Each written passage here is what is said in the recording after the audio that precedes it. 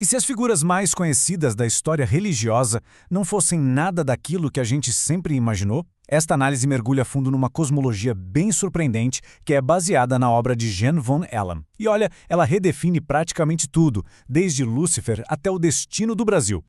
Então, vamos nos preparar, porque essa narrativa que a gente vai ver agora desafia basicamente tudo que se pensa saber sobre uma das figuras mais infames da história.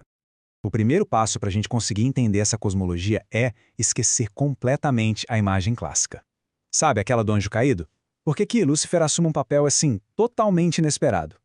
E é muito importante não confundir ele com outra figura igualmente central nessa história toda. E aqui a coisa começa a tomar forma, o drama cósmico ganha seus protagonistas. Lúcifer, que aqui é chamado de Eluz-Bel, não é o mal em pessoa, mas sim um cientista, um ser racional. A parte agressiva, essa fica a cargo do tenente dele, Satanás ou Lemion.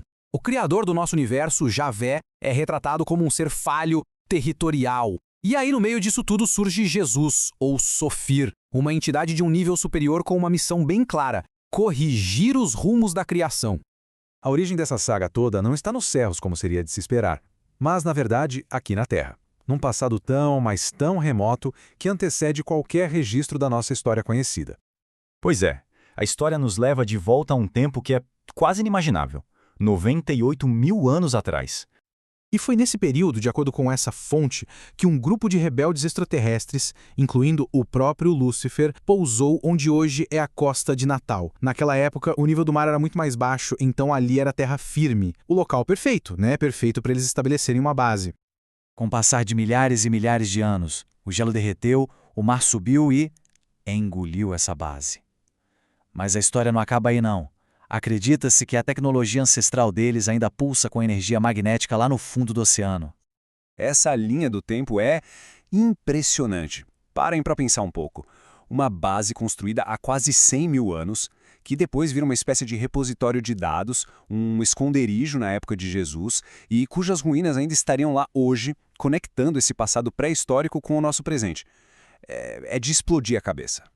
Mas qual seria a importância dessa base submersa há 2000 anos? Acontece que ela se torna o centro de uma missão secreta que reescreve uma das histórias mais conhecidas de toda a humanidade.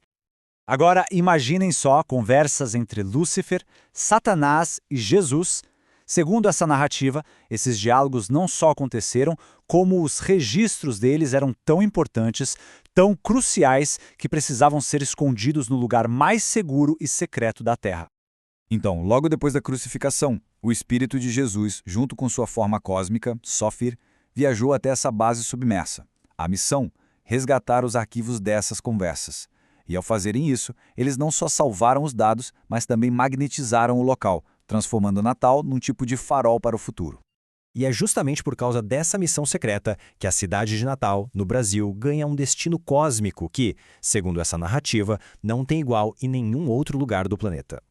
É isso aí, o ponto zero. O primeiro lugar na Terra que vai ressoar, que vai vibrar com o retorno cósmico de Jesus. Um local de imenso poder energético e espiritual. Mas essa história oculta não termina no Brasil, não. Ela vai muito além e culmina numa reinterpretação radical do nosso próprio propósito, do que realmente significa ser humano. Essa analogia aqui, ela é a chave para tudo. A gente não é só um corpo biológico. O nosso DNA é um terminal cósmico, um ponto de conexão para todas as mentes do universo. É como um grande aeroporto.